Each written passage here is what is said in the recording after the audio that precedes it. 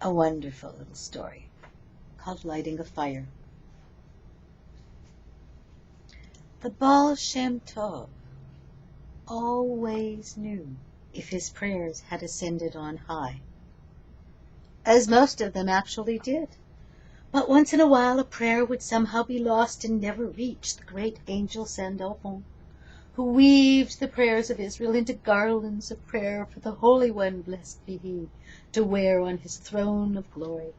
Now the Baal Shem Tov perceived that not only his prayers, but those of all Israel as well, had somehow been refused, and that a time of great danger had come upon them. Late that night, the Baal Shem Tov came to Rabbi Dov Ber and asked him to accompany him into the forest.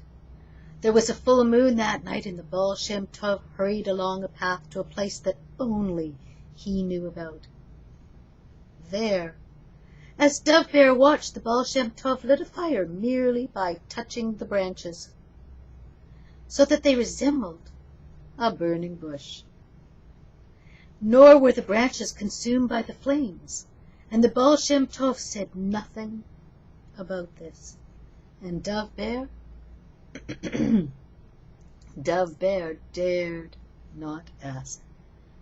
Then, seated by the fire, the Baal Shem Tov closed his eyes in a deep meditation. For a long time there was only the sound of the wind in the trees. Then the Baal Shem Tov opened his eyes, stood up, and began to pray with great intensity.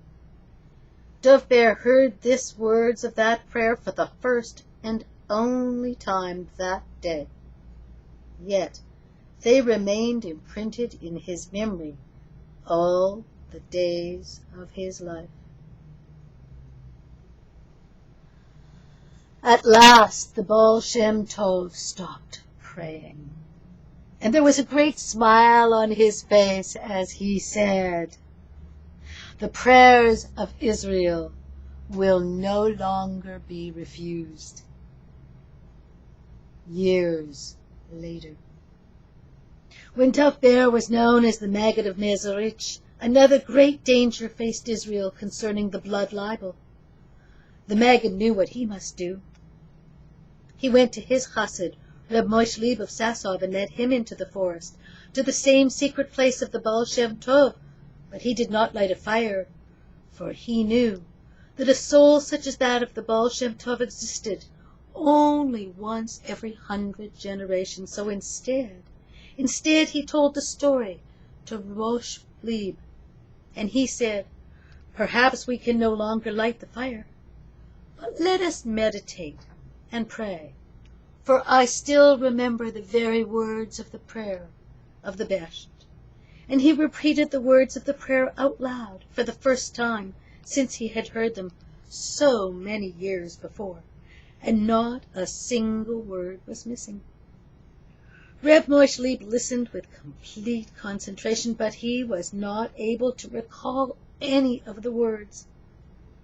And when they returned to the city, they learned that the danger had passed.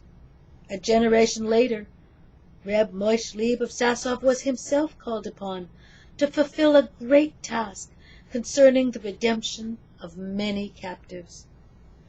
But because there was no one to accompany him, he went into the forest alone. He knew that he could not light the fire, nor did he know the prayer, but at least he knew the place, and that proved to be enough. But when the time came, in the next generation, for Reb Israel of Ritzim to perform the task, he said to his chassidim, "We cannot light the fire. We cannot speak the words of the prayer. We do not even know the place.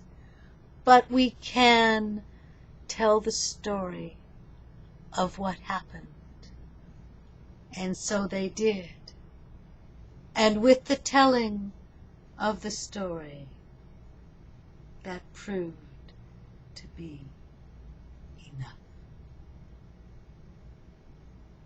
Thanks for listening. I hope you enjoyed it.